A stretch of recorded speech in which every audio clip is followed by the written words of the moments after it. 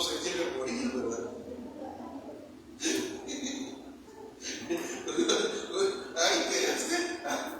Pues sí. Entonces Ezequías, a pesar de los años que tenía y todo, pero él se volvió y empezó a hablar con Dios.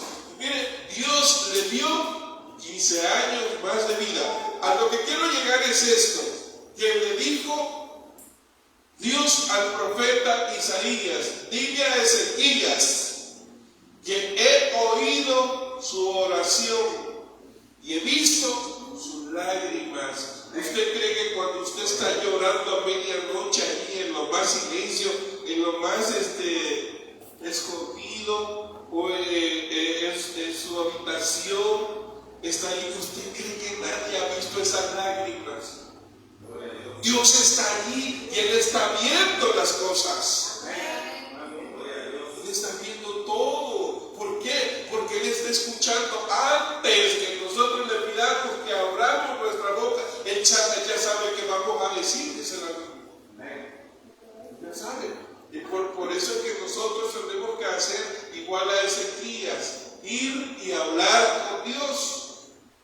Lo que el médico diga sale sobrando, porque la última palabra la tiene Dios. Nosotros dependemos de Dios. Ezequías lloró por la situación en que se encontraba y por el profeta de Dios que le llevó a terminar de decirle: te vas a morir y te vas a morir. Así dice Dios. En vez de consuelo, pero mire lo que Dios hizo en la vida de él. Y así también encontramos en la Biblia otros personajes. Encontramos otros personajes en la Biblia de los cuales también lloraron.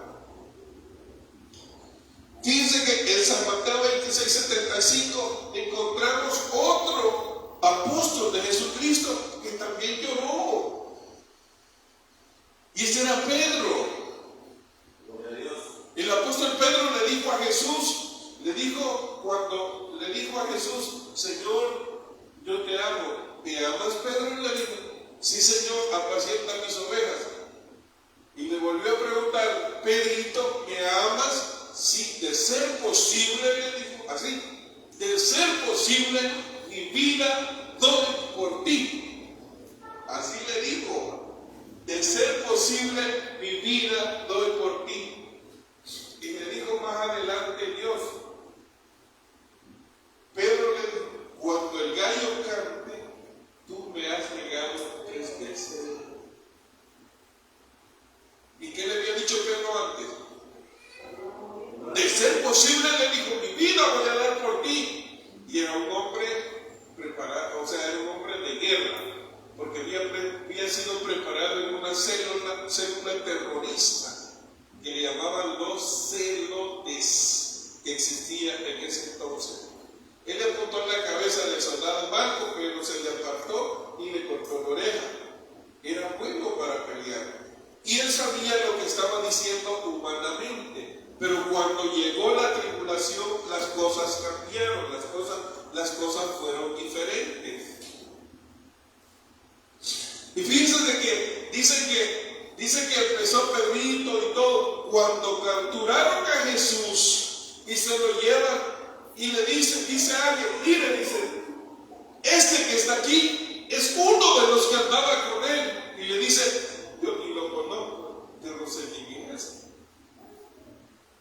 Y dice la Biblia que cuando el gallo canta, dice que Pedro llora ¿qué? Amargamente arrepentido ante el Hijo de Dios. ¿Y sabe por qué? Porque le había dicho una cosa y hizo otra cosa. Es decir, por eso yo decía un día: mire, ¿y nosotros amamos a Dios?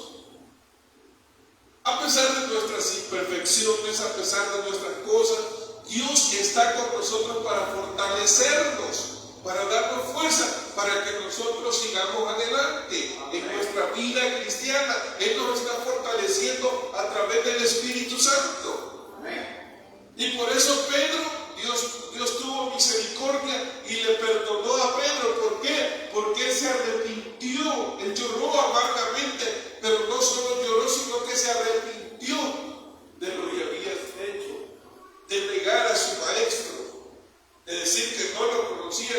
sabía quién era, pero sí había andado con él. Por lo tanto, nos damos cuenta de que Pedro también lloró amargamente. Y fíjense que no solo Pedro.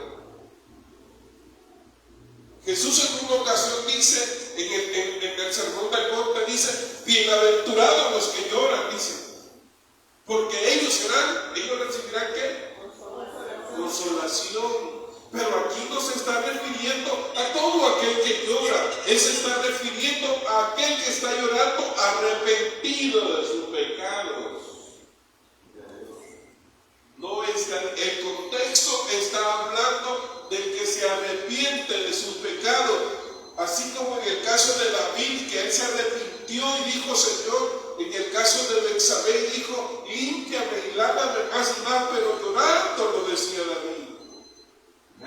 Entonces no podemos hacer la pregunta esta tarde y decir nosotros, ¿por qué lloró Jesús ante la tumba de Lázaro? ¿Por qué cree usted que lloró Jesús ante la tumba de Lázaro? Usted puede decir porque lo amaba. Sí, puede ser que sí, o pueden haber otras hipótesis en relación a eso, pero Jesús lloró ante la tumba de Lázaro por lo que hace el pecado. Porque si la consecuencia del pecado es la muerte, la paga del pecado, dice, es la muerte. Si no hubiese pecado, nosotros no envejeciéramos, sino que siempre permaneciésemos jóvenes. Pero dice la Biblia que nosotros somos extranjeros y advenedizos en esta tierra, porque nuestra morada celestial está en los cielos con nuestro Señor Jesucristo. ¿Para qué?